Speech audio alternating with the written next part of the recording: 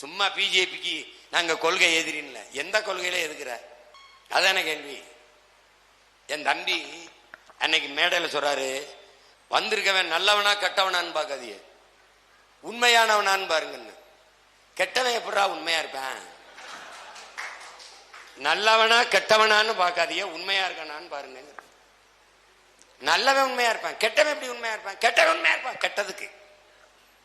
அப்ப எப்படி நீ உணர்ந்து பேசுறியா, அடுத்தவன் எழுதி கொடுத்து பேசுறியா? அவன் எழுதி கொடுத்தவன் முட்டாப்பையில இருக்கான்னு உனக்கு தெரியுதா இல்லையா? அவன் முன்னாடி நின்று கூடி இருந்தவன் கேட்க மாட்டான், உங்க அண்ணன் கேட்பானா இல்லையா? இதுக்கு பதில் சொல்லணும்ல. பிஜேபி கொள்கை எதிரி, திமுக அரசியல் எதிரி, அதுவல்ல கொள்கை. உன் கொள்கை என்னன்னு சொல்லு. பிஜேபிக்கு எதிராக இருக்கல நான் பாக்குறேன், அதான முக்கியம். அரசியலுக்கும் கொள்கைக்கு என்ன வேறுபாடு இருக்குப்பா சொல்லுப்பா. கொள்கை எதிரி, அப்ப கொள்கை வேற அரசியல் வேறைய? யாரா உனக்கு சொல்லிக் கொடுக்குறா? யோக்கியப்ப யாரா அதெல்லாம்? எவன்டாவே? நான் பல தடவை சொல்லிட்டேன், கொள்கையை மாத்த எழுதி கொடுக்குற ஆளப்பையில ஆளை மாத்து. அடுத்தவன் பேச்சு கேட்காத, ஒரு தடவை அண்ணன் பேச்சு கேளுன்னு பல தடவை சொல்லிட்டேன். அவனுக்கு ஏதாவது அறிவு தான் சொல்லிக் கொடுப்பான. கொள்கை என்ன, அரசியல் என்ன? சரி, கொள்கை எதிரி, அப்ப பிஜேபி அரசியல் செயல்பாடு ஏத்துக்கிறிய? திமுக அரசியல் எதிரி, அவன் கொள்கை நிலைப்பாட்டை ஏற்கிறிய? கொள்கை தானே அரசியலா இது? என்னது ஏன் கொள்கை இது? நான் சொல்றேன், நான் வந்தேன்னா இதை செய்வேன். என்னுடைய பொருளாதார கொள்கை தற்சார்பு, பசுமை, தாய்மை, பொருளாதாரம். என்னுடைய கல்வி கொள்கை தனித்திறன் ஆற்றலுக்கு முன்னுரிமை.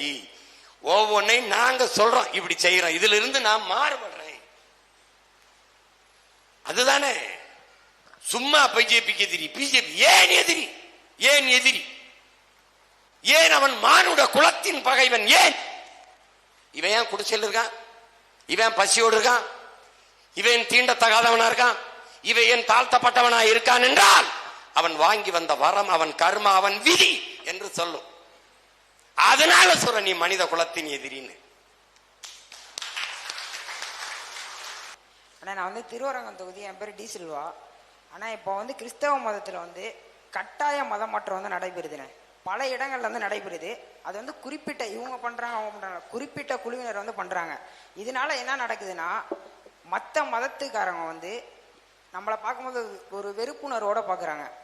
இது எப்படின்னா, ஒரு பொருளாதாரத்தில் பின்தங்கி உள்ள ஒரு குடும்பத்தில் போய் இவங்க பேசி அவங்களுக்கு ஒரு உதவியை பண்ணி அவங்கள கட்டாயமாக மதம் மாற்றம் பண்ணுறாங்க. நானும் ஒரு கிறிஸ்தவ மதத்தை சேர்ந்தவன் தான்.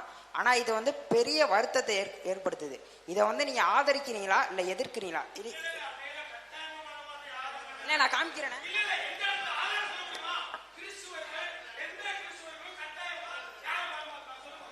தம்பி தம்பி தம்பி ஐயா ஐயா கொஞ்சம் உட்காருங்க. இல்ல அண்ணே,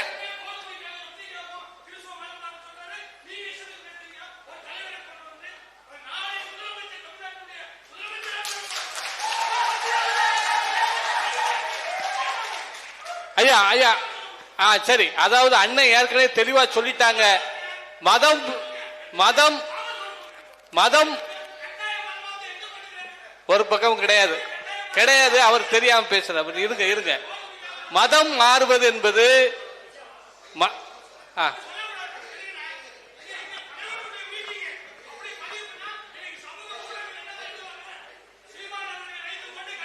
நான் பேசுகிறேன்.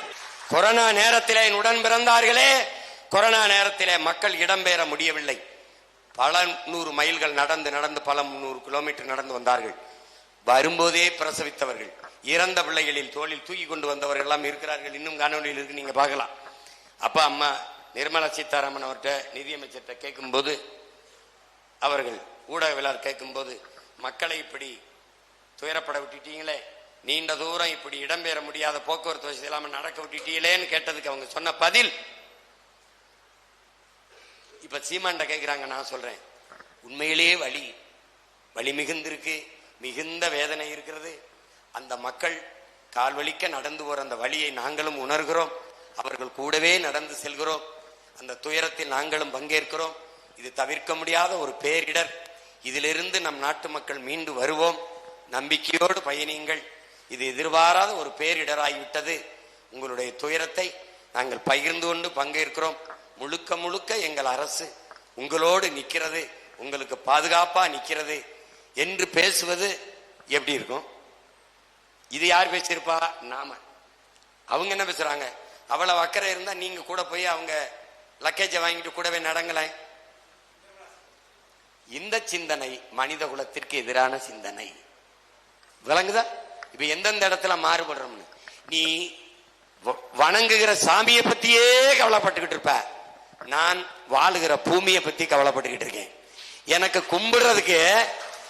கும்பிடுறதுக்கு கோடி சாமி இருக்கு, வணங்குறதுக்கு கோடி சாமி இருக்கு, வாழ்றதுக்கு ஒரே ஒரு பூமி தான் இருக்கு. எவ்வளவு வித்தியாசம் இருக்கு பத்தியல. நீ கோயிலை விட்டு வெளியில வர மாட்ட, என் குடிசைக்கு வர மாட்ட. இங்க இருக்கிற இந்த தூரத்தை நீங்க கவலை பண்ணும். அதை விட்டு மண்ணு வெட்டி போறது, மலை வெட்டப்படுறது, கடலுக்குள்ள பிளாஸ்டிக் குப்பை நிறையிறது. இந்த நாடு என் நாட்டு மக்கள் காற்றை சுவாசிக்காமல் கந்தக தூசியை சுவாசிக்கிறது, குடிக்க நீர் இல்லாமல் அல்லாடுவது, உணவு இல்லாமல் விளைய வச்ச உணவுப் பொருளை சேமிக்க உணவு கிடங்கு இல்லாமல் இந்த நிலையில் இருக்கிற மக்களுக்காக இந்த ஆட்சிகள் கட்சிகள் பேசாது. அதனால இந்த கட்சிகள் நிலைப்பாடு கொள்கையிலிருந்து நாங்கள் மாறுபடுறோம்ங்கிறது மாற்று. அதை பத்தி பேசாம சும்மா இந்த சாமியார் சரியில்லை, இந்த சாமியார் சரியில்லை, ஏன் சரியில்லை, இதனால சரியில்லை, இந்த சாமியார் சரியில்லை. அப்ப எந்த சாமியார் சரியில்லை? அந்த சாமியார் சரி இல்ல, இந்த சாமியார் சரி, இந்த சாமியார் எதையாவது ஒண்ணு சொல்லணும்ல. சரியில்லை என்று சொல்வது எவனும் சொல்லுவான். எது சரி என்று சொல்வதற்கு தான் இங்க ஆழ்த்தப்படுது. அதை கவனத்தில் எடுத்துக்கணும். இனிமேலாவது எண்ணறு மக்கள் எளிதானதை செய்யாமல் சரியானதை செய்ய பழகுங்கள். ஜெயிக்கிற பக்கம் நிக்க வேண்டும் என்று எண்ணாதீர்கள், நீங்கள் நிக்கிற பக்கத்தை ஜெயிக்க வையுங்கள். சரியானது வென்றே தீரும் என்கிறான் சேகுவேரா. நாம் சரியானவர்கள், சரியானதை செய்கிறோம், வென்றே தீரும். வணக்கம், நான் கமுதியில இருந்து வரேன். நான் என்னுடைய மாமாவும் கமுதியில இருந்து வர்றோம். என்னுடைய கேள்வி என்னன்னா, நான் 12 வருஷமா வடகிழக்கு மாநிலங்களில் ரொம்ப அனுபவிச்சேன். இன்னர் லைன் பெர்மிட் பத்தி உள்ள நுழைய முடியல, வெளியில வர முடியல. அது இருந்தா தான் வர முடியும். அந்த மாதிரி கஷ்டத்துல வடவர்கள் நான் ஏற்கனவே வடநாட்டு பெண்ணை தான் கல்யாணம் முடிச்சிருக்கேன் டெல்லியில. வடநாட்டுக்காரங்க இங்க ஈஸியா வந்துட்டு போயிடுறாங்க, நம்ம அங்க போறதுக்கு ரொம்ப கஷ்டமா இருக்கு. அப்ப நம்ம நாட்டுல ஒவ்வொரு தடவையும் ட்ரெயின்ல பார்க்கும்போது அவ்வளவு வடவர்கள் வர்றாங்க, ரொம்ப பயமா இருக்கு. கொலை, கற்பழிப்பு எல்லாமே நடந்துகிட்டு இருக்கு. நான் எப்படி வடகிழக்கு மாநிலங்களுக்கு போகும்போது இன்னர் லைன் பெர்மிட் போட்டாங்களோ அதே மாதிரி நீங்க கூடிய சீக்கிரம் இன்னர் லைன் பெர்மிட் அமல்படுத்தி சட்டப்படுத்தி கூடிய சீக்கிரம் பண்ணுவீங்களா? இல்ல, இந்த நிலத்துல உள்நுழைவு அனுமதி, அந்த இன்னர் லைன் பெர்மிட்டை பத்தி வலியுறுத்தி பேசிக் கொண்டிருக்கிற ஒரே இயக்கம், ஒரே ஆளு நான் தான். நீங்க வடகிழக்கு மாநிலத்தில் வாழ்ந்துங்கிறீங்க, நான் போய் வரேன்ல, நான் எடுத்துக்கிட்டு தான் போனோம்.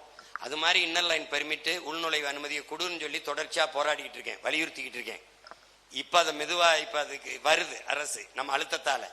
உறுதியாக நாம் வரும்போது உள்நுழைவு அனுமதியை எடுக்க சொல்லுவோம்.